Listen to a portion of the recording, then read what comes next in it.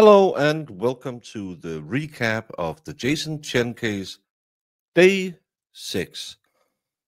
It's now the defense's turn after the state have rested.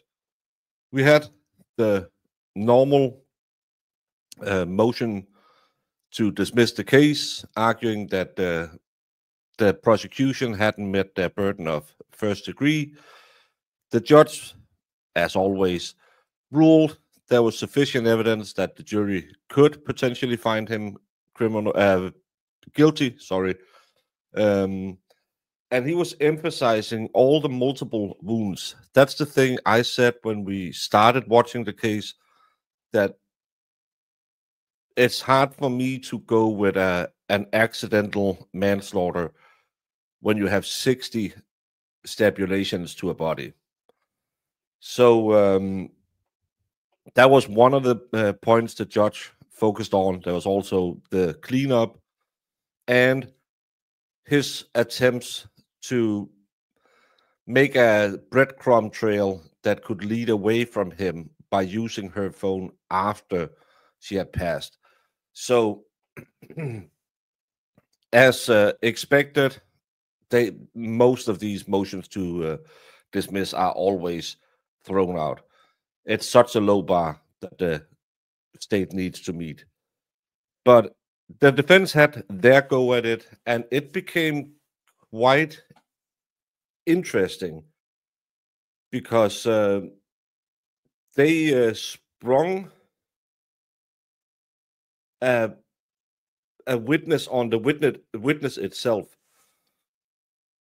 It was the father of Jasmine who weren't advised he was testifying till he arrived in court, who they then tried to use to impeach Jasmine's mother for being a liar, as I understood it, which is very interesting tactics. Let's just say it that way.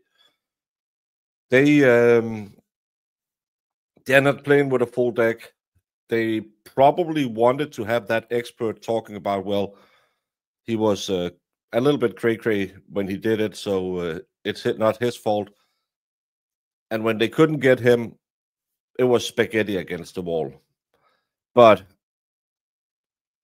they had Courtney Brewer testifying. She's the neighbor of Jason Chen. She claims she heard a female screaming at around 2:10, 2:11. She said it sounded like someone was in distress. Someone was crying. She thought about contacting 911, but didn't do it. And when there was a missing poster of Jasmine Peach, she then contacted the authorities. They also called Jasmine's father, and he testified that he found out she was missing, visited the apartment. He described finding her ID, credit cards inside a drawer in his apartment on November 27th, which is 4 days after it happened. And he removed it for evidence. And he also expressed concern about a Facebook post from Jasmine that absolutely didn't match in timeline. Then they asked, why would you believe that? And that was because she had tattoos. So, as he said, you could follow along her timeline by just looking at her tattoos. So, again, it seems like someone was making a trail of breadcrumbs to lead away from Jason Chen. But also, he hadn't been notified in the correct amount of time. He didn't know he was going to testify, and that's just poor taste. We also had a defense crime scene expert,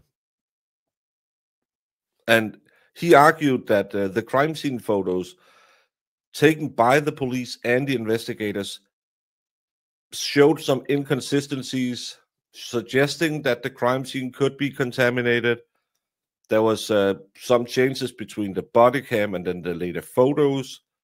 And The defense had also suggested that a bloody handprint found at the scene could be from either the victim or Chen, but they couldn't say whose it was. If it's a strong defense, I still think the 60 stabulations will be enough to get him convicted. I don't like that the family was in and out of the crime scene so much that they broke in multiple times to go in there.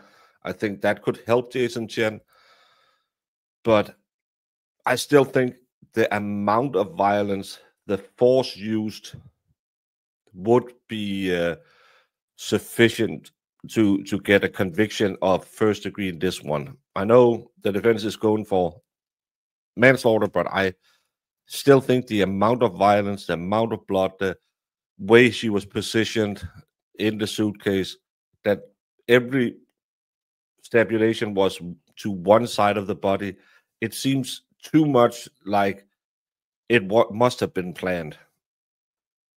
So I don't know. I'm doing the recap videos. I watched a bit with the recovery addict yesterday, and I am just have a hard time seeing that defense is winning these ones, because allegedly it happened around 2:11 in the morning. We have a neighbor saying at 2:30 she hears the TV turned on. At 3:10 she hears the garbage disposal and the washing machine running. Then at 10:40 is when he goes and buys cleaning supplies at Walmart. So much time going, and I think that will come back to bite him in the end. But who am I to know? Let's follow along. The trial should be running again. I think they have Sunday off, so it should be on again Tuesday.